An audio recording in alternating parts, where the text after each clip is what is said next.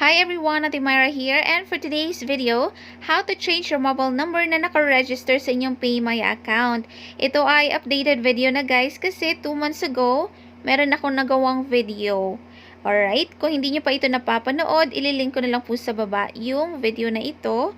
And this video guys, updated siya, mas madali, and instantly ma-change yung inyong mobile number. Kaya naman, salamat kay Judy TV for providing us this information. Tinry ko siya, and nag-work siya guys. Kaya naman, kung interested kang malaman kung paano, please keep on watching.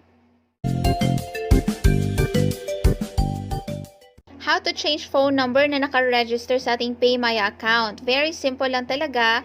After mong mag-login sa inyong Paymaya app, punta tayo dito sa menu na nasa upper left side po ng ating dashboard. And then piliin natin yung settings. Next to that, tap natin itong mobile number. So as you can see guys, ito yung registered mobile number natin dito sa ating Paymaya account. And itong mobile number na to ay gagamitin to identify your Paymaya account, and you will be able to receive then SMS for your OTP or one-time PIN, service updates at saka deals po ninyo. Now, kung gusto mong palitan yung mobile number na nakaregister sa inyong Paymaya account, tap lang natin itong change mobile number. Tapos, enter natin dito yung password natin sa ating Paymaya account. Alright? And then guys, enter lang natin yung OTP. Tapos, ilagay na natin dito yung bagong mobile number that will be linked to your account po. So, enter ko lang yan guys, and then tap lang natin yung continue na nasa baba.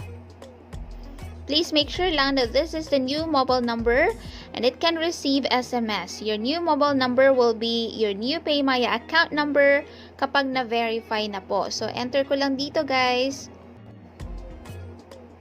And then guys, kailangan mo na namang mag-enter ng one-time PIN. Continue lang natin yan.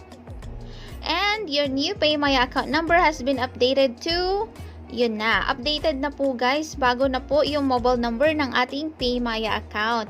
So, kung kayo ay magta-transfer ng funds, let's say GCASH to Paymaya, yung account number na ilalagay niyo po doon for your Paymaya account number will be the new phone number na po. Hindi na po yung old guys, okay?